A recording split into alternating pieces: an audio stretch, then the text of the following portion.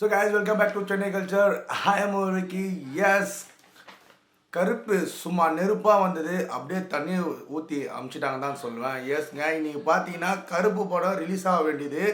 அது மட்டும் இல்லாமல் நம்ம இளைய தளபதி வந்து பார்த்தீங்கன்னா 9 மணி ஷோ வந்து உத்தரவு குத்துட்டா போல், அவர் முதலமைச்சர் ஆகிட்டா போல இல்லையா, அதனால் வந்து 9 மணி ஷோ வந்து குத்துட்டா போல். இதில் ஆர்ஜே பாலாஜியும் வந்து பார்த்தீங்கன்னா மேடையில் வந்து பார்த்தீங்கன்னா ஒரு நல்ல முதலமைச்சரை வந்து நம்மளுக்கு அடிச்சிட்டாரு. நம்மளோட ஷோ வந்து கருப்பு படம் மூவியை வந்து 9 மணிக்கு வந்து நம்ம லான்ச் பண்ண போகிறோம். ரொம்ப வருஷம் நம்ம தமிழ் சினிமாவில் பார்த்தீங்கன்னா திரையரங்கில் பார்த்தீங்கன்னா 12 மணி ஷோ தான் வந்து ஃபஸ்ட்டு காட்சாவே விடுவோம். அதுக்கு முன்னாடிலாம் பார்த்தீங்கன்னா மிட் நைட் 4 மணி அந்த மாதிரி காட்சிலாம் இருந்துச்சு. அதுக்கப்புறம் வந்து பார்த்தீங்கன்னா சிஸ்டமே மாற்றிட்டாங்க இல்லையா, அதனால இப்போ வந்து 9 மணி காட்சி வந்து நம்ம கருப்பு படத்துக்கு வந்து கச்சுது. ஆனால் கருப்பு நெருப்பாக வந்தது.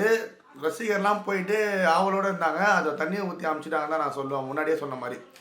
ஆமாங்க, இன்றைக்கி கருப்பு ரிலீஸ் ஆக வேண்டியது. அதில் பார்த்தீங்கன்னா ப்ரொடியூசர் காரணமால இன்றைக்கி வந்து படம் வந்து ரிலீஸ் ஆகலை. சில பேர் பார்த்தீங்கன்னா ஆர்ஜே பாலாஜி வந்து விஜய்க்கு வந்து நல்ல ஒரு முதலமைச்சர் கட்சாரு அப்படின்னு வாழ்த்தி பேசினாரப்பா. இப்போ என்னப்பா ஆச்சுன்னு அப்படின்னு கேட்டால், இது விஜயால பிரச்சனை கிடையாதுங்க, ப்ரொடியூசரால் பிரச்சனை தான் இது வந்து ஆகிருக்கு. கருப்பு படம் ரிலீஸ் ஆகாமல் இருக்குது. ஆமாங்க, ட்ரீம் வாரியர் பிக்சர் பார்த்தீங்கன்னா ஏகப்பட்ட பார்த்தீங்கன்னா பணம் கொடுக்கறது, அதாவது பணம் கொடுக்குற ஒரு விஷயம் வந்து போயிட்டுருக்கு. அது வந்து பார்த்தீங்கன்னா இந்த கேஜிஎஃப் படம் இல்லையா, அந்த கேஜிஎஃப் படம் வந்து இவங்க தமிழில் வாங்கி ரிலீஸ் பண்ணாங்க.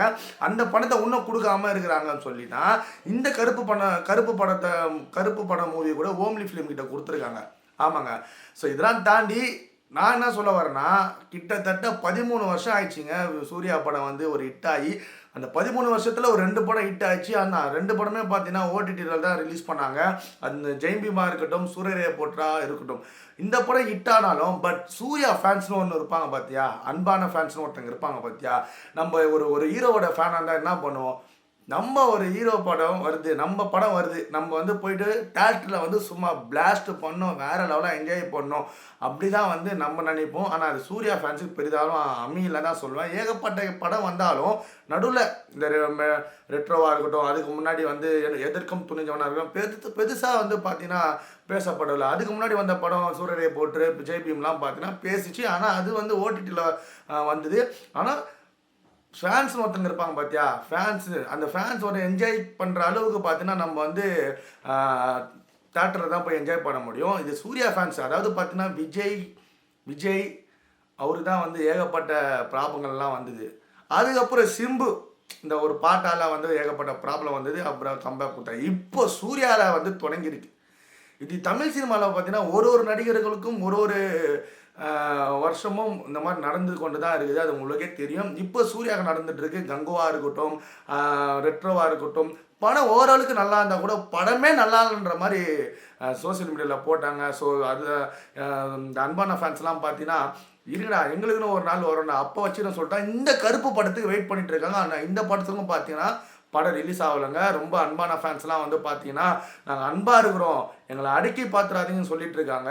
இன்னொரு சைடு பார்த்தீங்கன்னா சூர்யாவுக்கு எத்தனை பேர் சூர்யா அப்படி என்ன தான் பண்ணார், அவர் நல்லது தான் பண்ணியிருக்காரு, இந்த மாதிரி வந்து அவருக்கு குறைச்சல் கொடுக்குறீங்களே அப்படின்னு சொல்கிறாங்க. இது முக்கிய காரணமே வந்து பார்த்தீங்கன்னா ட்ரீம் வாரியர் பிக்சருக்கு பற்றி, அந்த ட்ரீம் வாரியர் பிக்சர் தான் வந்து சூர்யா வந்து கடந்த சில படங்கள்லாம் வந்து அவங்க ப்ரொடியூஸ் பண்ணிட்டு இருக்காங்க. இது வந்து பார்த்தீங்கன்னா சூர்யாவோட கசினோட ஒரு ப்ரொடக்ஷன் டீமுங்க இது. ஸோ இந்த டீமில் வந்து தான் அவங்க வந்து சூர்யாவோட நிறைய படங்கள் கங்குவாக இருக்கட்டும் எடுத்துகிட்டு இருக்காங்க. இதை ரசிகர் என்ன வேண்டுகோள் வைக்கிறாங்கன்னா, தயவு செஞ்சு சூர்யா அவர்கள் வந்து ஓம் ப்ரொடக்ஷனை எடுக்காதீங்க, அதனால தான் பிரச்சனை வருது, நீங்கள் நம்ம கசின் தானே, நம்ம கசின் சம்பாரிச்சிட்டு போட்டோம் அப்படின்னு சொல்லி படத்தை வந்து கொடுக்குறீங்க. ஆனால் நீங்கள் எப்போ ட்ரீம் வாரியர் பிக்சர்லாம் எடுக்கிறீங்களோ அதுலேருந்தே பார்த்தீங்கன்னா உங்களுக்கு பிரச்சனை மேலே பிரச்சனை தான் வருது. இதனால் பார்த்தீங்கன்னா உங்களுக்கு எஃபெக்ட் ஆகுதோ இல்லையோ, சூர்யாவை உங்களை நாங்கள் ரசிகராக எங்களுக்கு வந்து எஃபெக்ட் ஆகுது.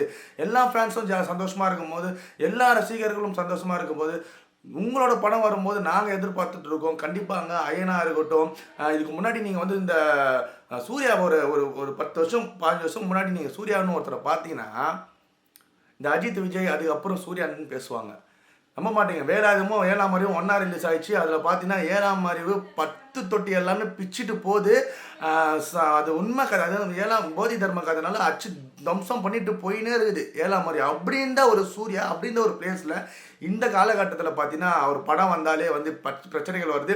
சரி, கருப்பு படம் சரி, நம்ம தளபதி தான், அவர் ஒரு சினிமா ஃபீல்டில் இருந்தவர் தானப்பா, சூர்யாக்கெல்லாம் பிரச்சனைலாம் தர மாட்டார் அப்படின்னு சொல்லி காலையில் 9 மணிக்கெலாம் வந்து படம் வந்து வெளியிடலாம்னு சொல்லிட்டா போல. ஆனால் இது விஜயால பிரச்சனை இல்லை, ப்ரொடக்ஷன் டீமால தான் பிரச்சனையே. அதனால தான் ரசிகருக்கு ஒரு சின்ன வேண்டுகோள் இருக்கிறாங்க, தயவு செஞ்சு என்ன தான் உங்கள் சொந்தக்கார ப்ரொடக்ஷன் இருந்தாலும் தயவு செஞ்சு ரசிகருக்கோசம் நீங்கள் அதர் ப்ரொடக்ஷன் நடிங்க.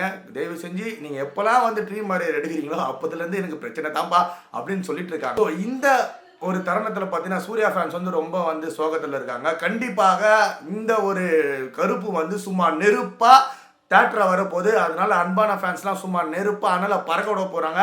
முக்கியமான காரணம் இந்த படத்தில் வந்து பார்த்தீங்கன்னா சூர்யா அழகாக இருப்பார்.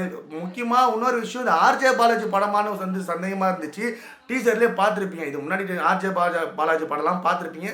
ஜஸ்ட் ஒரு நார்மலான ஒரு படமாக தான் இருக்கும். ஆனால் ஆர்ஜே பாலாஜி அனௌன்ஸ் பண்ணார் பார்த்தியா, கருப்பு படம் அனௌன்ஸ் பண்ணார் பார்த்தியா, எப்படிப்பா இவர் வந்து ஒரு பெரிய ஹீரோ வச்சு ஆர்ஜே பாலாஜிலாம் எடுப்பாரு, சக்ஸஸ் ஆகாமா, ஏறினே சூர்யா டவுன்லோட் பண்ணிருக்காரு, இதில் வர ஆர்ஜே பாலாஜி வந்து செலக்ட் பண்ணியிருக்காருன்னு சொல்லி எப்போ படம் அனௌன்ஸ் பண்ணாங்களே அதுலேயே வந்து ரசிகர் பேச ஆரம்பித்தாங்க.